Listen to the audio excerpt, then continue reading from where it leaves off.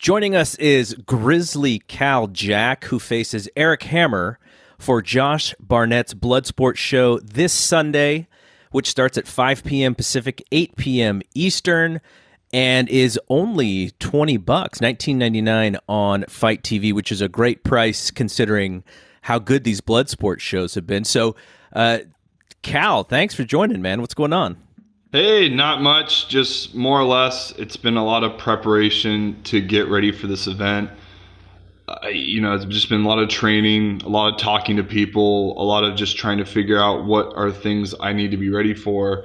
Not just my opponent, but just the atmosphere of Bloodsport, and being the fact that this is my first match in almost 8 months is a little exciting, but it's a little nerve-wracking too. So I'm just trying my best to make sure everything's all up to date, and I'm prepared as best as I can.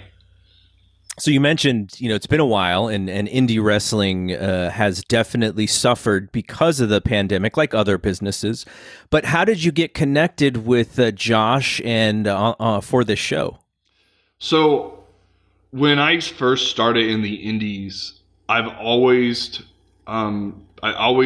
was seeing things about Bloodsport, and the idea of Bloodsport is just right up my alley because, I grew up an amateur wrestler. I grew up with no ring ropes, none of that. It's always been grappling my entire life since I was a 5-year-old kid. So it was something that I'm like, hey, no matter what I do in this business, I just want to do a Bloodsport because I just feel like it fits me. And I saw that Bloodsport was going down WrestleMania weekend. It didn't happen for me, which kind of bummed me out that I wasn't invited. And next thing I know, with the COVID and everything, they dropped the whole the week got dropped. WrestleMania week got dropped for everyone in the indies, so that meant Bloodsport dropped. And so a couple weeks, maybe a few weeks ago or whatever, I noticed that Bloodsport was starting up again. I saw like a little advertisement for it, and I'm like, who do I have that is a connection with Josh Barnett? Now, I don't really know if I want to share it, but I'll share it anyway. I'll just say he's a bad guy and a bit of an MMA personality, and we're friends. And I knew that we'd be mutual friends with Josh Barnett, so I hit him up like, hey man, if you can do me a favor, can you get a hold of him, ask him to get me on the show? And he said, I'll do what I can, but it's a maybe. So through mutual friends, I was able to get aligned on the show. And to be honest, I don't think anyone deserves anything, but as far as like background and just with everything that I have done in my entire life, I'm probably one of the most qualified guys to be in Bloodsport. Absolutely. And no one can tell me any different. I know I am for sure. Well, that's what I was going to say, which is with your wrestling background, Pac-10 champion in 2011, Bloodsport definitely seems to play to your strengths as not only as an athlete, but also as a professional wrestler. Absolutely. And just to be fair, I was a 2-time Pac-12 champ. And I was an All-American in college for D1, top 4. When I came into WWE, I was the only Division I All-American at that time before Brock and Shelton came back. Or actually, Brock was already there, but yeah, Shelton came back. And then, unfortunately, I got injured and I was in the Indies. I was the only Division I All-American in the independent scene, which is kind of like for a lot of the promoters and stuff, it's a little bit of a hard selling point because they don't know what that is. They don't really understand what a collegiate athlete is. So trying to explain that to them was kind of a pain in the ass. But it's like, no, you guys, I'm the only one. There is nobody else. I mean, trust, there's a few right now in developmental with Denzel Dejanette, and they just picked up Jacob Casper. But those are young boys that are just getting in the business. I've been doing this since 2013. I had my tryout in 2012. So I'm definitely not, I'm very green, but I have more experience than a lot of the other, amateur shooter guys that are in the business. So to me, it's just like, I most qualified guy for this thing. Nobody has my background coming into this Bloodsport event. When it comes to trying to sell yourself, I mean, to one extent, your background definitely helps you from the realness perspective because you're a real athlete. But on the other hand, do you see people, you mentioned that they don't really understand what that means. And I also wonder, do they sort of put you in a bucket of like, oh, serious athlete has to only, be this way, probably not too colorful? Do you kind of get stereotyped in that way as well? Well, what's really funny is I think a lot of guys aren't sure if I can work with them because of that. And it's totally the opposite. I'm like, man, I'm down to do anything. I'm totally willing to just go out there and just feel free to just work with them, just do whatever they feel, as long as it makes sense and it's not too over the top.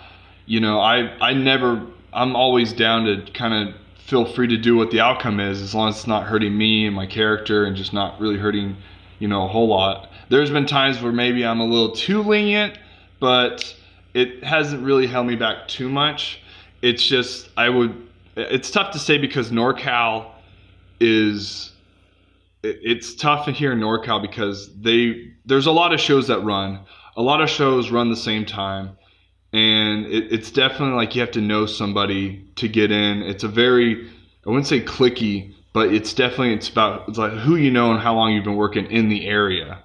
And which is cool and all, but like, man, I'm really just trying to branch out as fast as possible, So it really, to me, it hasn't affected me too much, but it's one of those things where I'm looking at Bloodsport and I'm like, this is what I want to do because it fits exactly my style, and I don't have to kind of cater to some promotion because, oh, this guy's a shooter, but is he going to be able to work with this guy and this guy, So sure, it's kind of like I'm kind of between a rock and a hard place when it comes to that type of thing. But personally, it shouldn't affect anything. It's not like I'm saying, hey, I can legit beat everybody's ass. You need to give me all the titles. I'm not all about that. No, because if you give me a title, that means I have to come back. I just want to do a couple matches, do my thing. That's all it is. It's not like I'm trying to be the main guy by any means. So. What do you know about your opponent for Sunday? Well, I mean, Erik Hammer is, from what I've gathered, he's been around. He does on again, off again stuff. He's done stuff in Japan. He's a world champion catch wrestler, wherever that means. No idea. I know what catch wrestling is, but I've never heard of a catch wrestling world champ. At least, put me in there. I would love to do catch wrestling. But he's a big physical guy, and he's a trainer, and he's no pushover. I mean, last year, him and JR Kratos took on each other, and Kratos is a big, physical, strong guy. Mm-hmm. So he was able to beat Kratos. So he's good. He's definitely good, and I'm looking forward to going against him because he's Barnett's right-hand man from what I've heard, and he's been around and he's done plenty of MMA grappling. He's very physical, like I said earlier, and he's an intimidating guy. But I've wrestled intimidating, big, scary guys my entire life, so it's nothing new to me. I mean, I've gone against some of the baddest dudes on the planet, so this is just another opportunity to be like, hey, I'm a competitor. I'm willing to compete against anyone. It doesn't matter who or what they are, and I'm sure Erik probably feels the same way, especially if he works out with Barnett all the time. So nationally, most people probably remember you as Cal Bishop when you were on on that Breaking Ground WWE Network show, coming back from injury, and it's been a little while since you were on that show. So what was it like, and also like how did that experience in that system kind of shape your career moving forward? If I had to be really honest, it didn't help me at all. And being in developmental helped, like learning how to work, learning what it is, and how to kind of figure out how to be a pro wrestler or I guess sports entertainer. But when you do Breaking Ground and they really just close the book on you like that, it kind of doesn't leave you any room for movement. They just assume, oh, this guy's injury prone. He gets hurt all the Right. time, you know? So to me, it really left a really nasty taste in my mouth. And it's just like, really, that's how you guys are going to do me after like trying to bust my ass to get healthy when you guys are the ones that let me come back early. I didn't want to come back early. You guys let me come back early and then I get hurt again. And it's just frustrating because I tweeted this out earlier about Jacob Casper getting signed.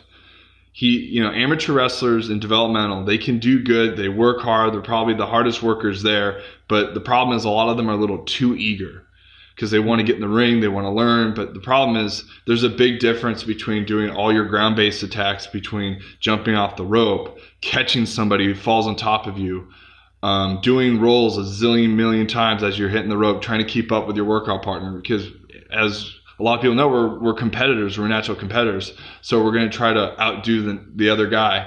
And that's how injuries happen. And with breaking ground and all that, I think it was a cool experience, but I just didn't like the outcome of it. Mm-hmm. And it didn't represent who I really am. It just didn't feel the way it came out. It really bummed me out and, threw me in a big depression for a long time. Because it's like, you guys don't really know how good I could be. And at that time with developmental, the Performance Center was in its infancy at that time. So they were just learning what to do. I mean, the coaches were interchanging all the time. They were relying on all these big indie darling names, which is the smart thing to do because those guys actually know how to work. They know how to perform. They know how to do everything. So them relying on them and them claiming they were all PC guys, it's like, nah, that's not true. They're not PC guys. These guys developed on their own. You're claiming them like they came out of the factory, which is not true. So as a guy who's, here's a good example. You look at the one person that I could say that who came from the Performance Center right from the very beginning to the end is like Angelo Dawkins. And mm-hmm. Angelo and I started relatively the same time. He came in September of 2012. I came in February 2013.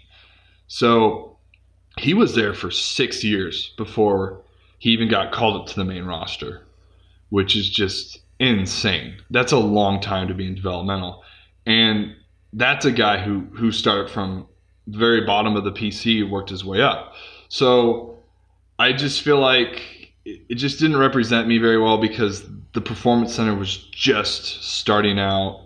We had interchanging with the head coaches, and it was a tough time. I actually enjoyed my time in Tampa more because everybody was so set and comfortable in Tampa before we went over to Orlando. Orlando was cool, don't get me wrong. 7 rings, a crash pad ring, your own weight room, an audio room, a room you can cut promos and video. They have everything, but it just wasn't exactly all set.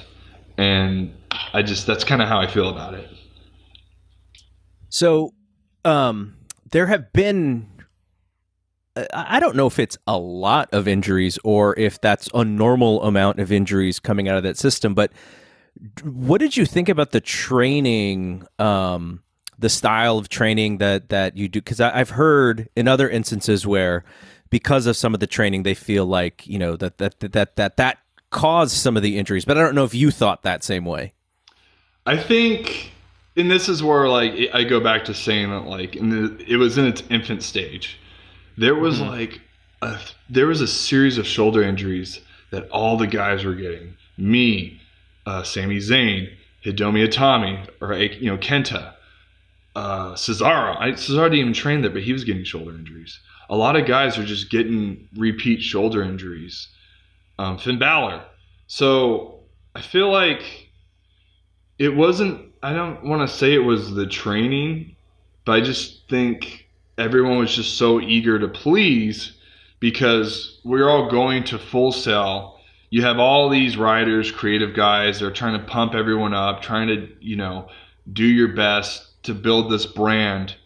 And everyone is just excited to work. And the problem is you can be a little too eager and throw caution out the window because you want to outdo everybody. You want to have, and not me in particular, because I didn't ever get a chance to really perform on NXT, but like Sami Zayn and Kenta and all those guys. So, I mean, it just sucked because they were doing their damnedest, and then they all get these crap injuries, and then it's like, well, is it the training? I don't think it was so much the training. I just think guys are just too willing to please. And they were too willing to, put themselves out there, and that's how injuries happen. It's the old saying is work smarter, not harder. And I think a lot of guys are just working way too hard. Especially, we do a show. I think it was like Thursday, and then Friday we do a live event. Saturday we do a live event, and then we come back the next following week, and it's Thursday, Friday, Saturday, Thursday, Friday, Saturday, and then top with training Monday, Tuesday, Wednesday, and then we have promo class. It was a lot, I would say, for the guys that are more experienced, and the coaches were really big on just kayfabing everyone about who's going to be on the card, how are they going to, who's going to work, who's not going to work, and this is, I don't know what it's like now. I'm 4 years removed officially I think actually tomorrow's going to be my 4-year anniversary of leaving the Performance Center. So I have no idea what it's like now. I mean, 4 years is a long time. I'm sure it's changed quite a bit. So, and that was just the early stages. I can't say what it is right now, how those guys are. I don't really have any friends in the Performance Center right now. All my buddies are on the main roster. So I have no idea, but I feel like there's an eagerness to please, and a lot of people that come in there with no experience whatsoever might be throwing caution to the wind just to try to turn some heads, which is not the right thing to do.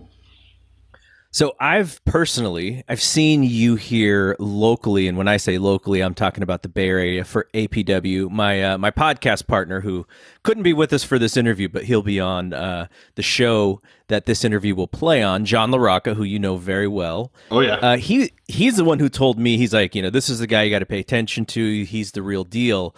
So that's kind of how I became aware of you. But with the pandemic.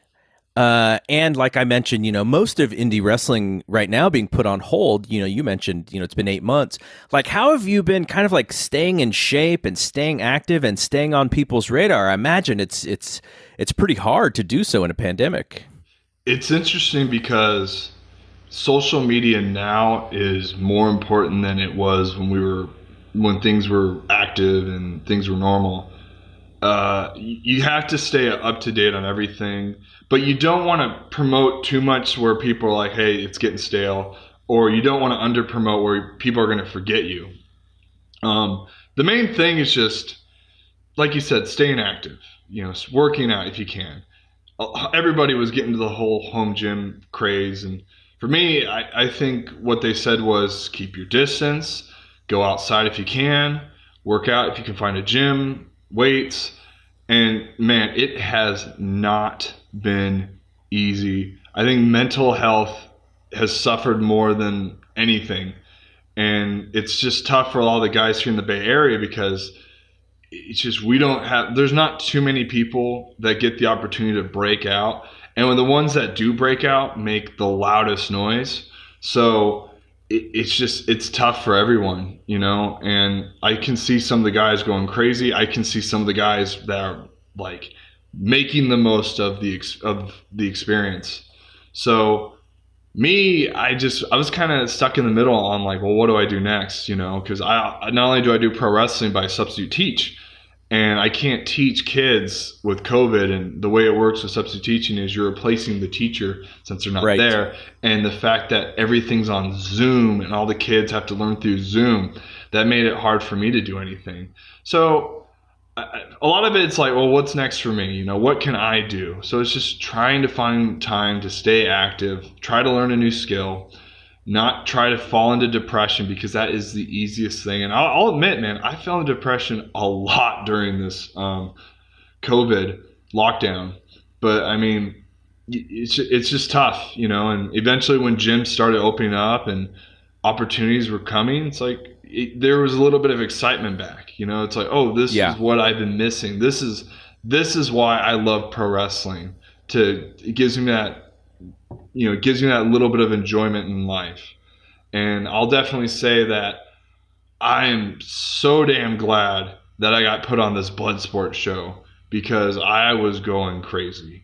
And obviously there's some stuff going down in SoCal, and there's shows starting up in Las Vegas, and that's where I'm moving to after Bloodsport. I'm moving to Las Vegas because it's just, for me, it just makes it's just easier living, and the Bay Area is so damn expensive, and I don't know when things are going to open up here in NorCal.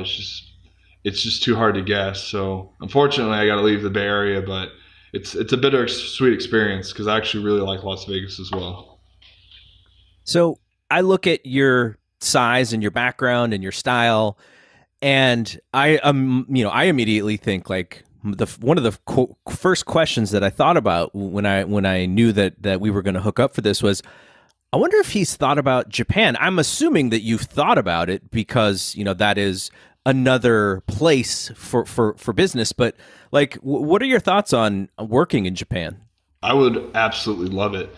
And it's just, the thing is, it's like, how do you get your foot in the door in Japan? And I give props to somebody like Carl Fredericks, because Carl really took a bet on himself by going to the LA dojo and training there, and was able to win the Young Lions Cup, go to Japan. Like that really, especially, what's the right age to do that? I wasn't sure. I'm like, man, maybe I'm too old to do something like that, because I'm going to be 32 after October 12th, or on October 12th. So I give a lot of props to Carl. He made it through, and he has, he's set in everything he's doing. So, but to me, it's like I've been doing NXT. I've been a shooter since I was 5 years old. I have a similar style to like Dr. Death and Gary Albright. So I feel like, man, Japan would just be perfect for me. They don't have, the last really, really big guy they had was, I forget his name, but he's in AEW right now. Lance Archer. Yeah, Lance Archer. That's who I immediately thought about. Yeah, I was actually talking to John before, and I was like, they lost Lance Archer, and you're literally like the same size as Lance Archer. Yeah, pretty close. So that would be a perfect little trade out there. Yeah. And right now their big strong guy is our Jeff Cobb. So right. I've had a few matches with Jeff, a couple actually. So to me, it would be awesome to go to Japan and do that style, and I would totally be down. I'm just waiting for the right opportunity to arrive, and it would be so much fun. That's definitely one thing I'm looking forward to. And who knows, with Bloodsport coming up and the connections that Barnett has, if I do really, really well, you could turn some heads, which is the goal. Who knows? So I would totally love to do Japan and work for whatever company in Japan. I had one of my buddies who I used to train with in developmental has been doing great in Japan, and that's Juice Robinson. Mm-hmm. So he's been doing awesome, and that would be someone that like I would be able to get along with going over there. So I would 100% love to do Japan.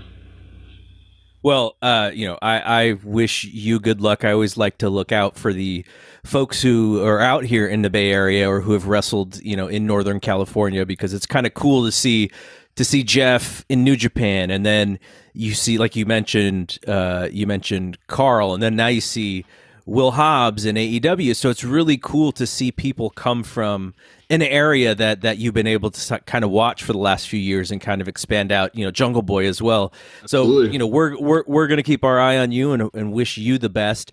Before we get out of here, though, is there anything you want to promote, your Twitter or anything else you're doing, social media, that you want to put out there? I'll say for Twitter, you can follow me at Kal_Jack, spelled KAL_JAK. I had an Instagram, but to be honest, I just got kind of bored of it and I deleted it. Just follow me there. As far as like upcoming stuff, it's just Bloodsport right now. I'm going to try to do more with whatever's available. If Bloodsport opens some more doors, great. It should. I don't see why it wouldn't. There's not a lot of guys there that fit my background. like legitimacy. So yeah, it should be a fun, exciting event, and you know, hopefully, if people follow me on Twitter, there'll be more to come. That's I'll just say that. All right, so Grizzly Kal Jack faces Erik Hammer this Sunday for Josh Barnett's Bloodsport, which you can watch on Fight TV, streaming at 5 p.m. Pacific, 8 p.m. Eastern. Thanks a lot for doing this. Really appreciate it. Hey, thank you for having me.